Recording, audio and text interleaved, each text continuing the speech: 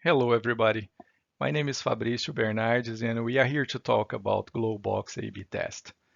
The rules are simple. The experiment is limited to the mobile website. A user visits the GloBox main page and is randomly assigned to either the control or treatment group. If the user is assigned to the treatment group, the page loads the banner. Otherwise, if the user is assigned to the control group, he won't see the banner. The user subsequently may or may not purchase products from the website. If they do make one or more purchases, we will call it a conversion. The objective of the A/B test is to measure if the new banner would increase revenue and conversions. Although the test period was short, conducted for only 13 days, the sample size is substantial, with almost 49,000 users in 10 different countries.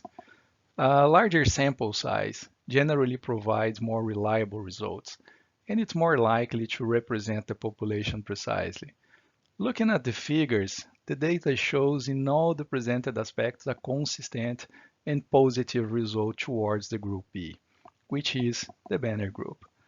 With 184 more conversions than group A, it brings a successful increase of 19.37%.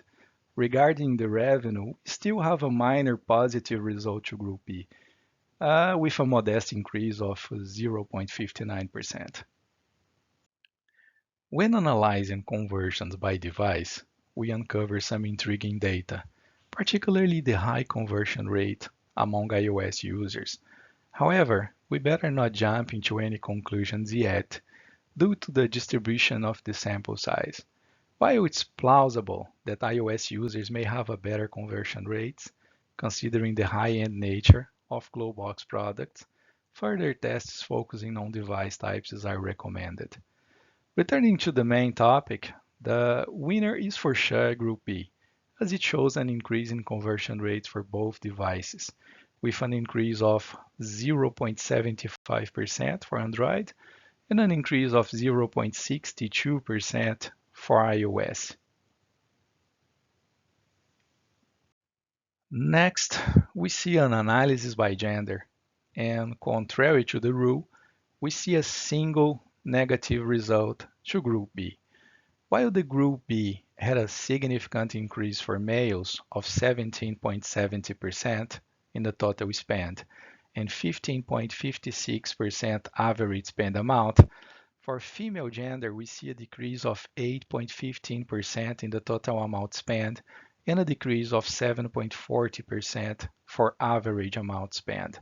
However, it's very important to analyze that more than 17% of our sample size is of the gender other and new, something that deserves future analysis to consider the A/B testing reliable for gender. When we analyze conversions by gender, the scenario is much more promising. We see that even with more than 17% of the gender assigned as unknown, the conversion rate still increased significantly, bringing a 8.16% increase for men and 0.30% for women, and even a 0.86% increase for the unknown group. Once again, victory for the Group B. Let's talk about countries. Analyzing the insight, we see that the USA leads the ranking with more than half the value of the second highest purchasing country, which is Brazil. We also see that half of the countries increased the amount they purchased, while the other half reduced the amount. Even so, the balance remains positive for Group B, with an increase in revenue of 1.24%. Analyzing the conversions by countries, we see a much more encouraging result. All the countries without exception increased conversions, with a 19.81% increase in the number of sales and a 25.30% increase in new users. Impressive numbers. Recommendations. Yes, I do recommend the launch of the banner. In general, Group B presented significantly better results compared to Group A, especially regarding the conversion of new sales, which may lead to more users purchasing its unique high-end products.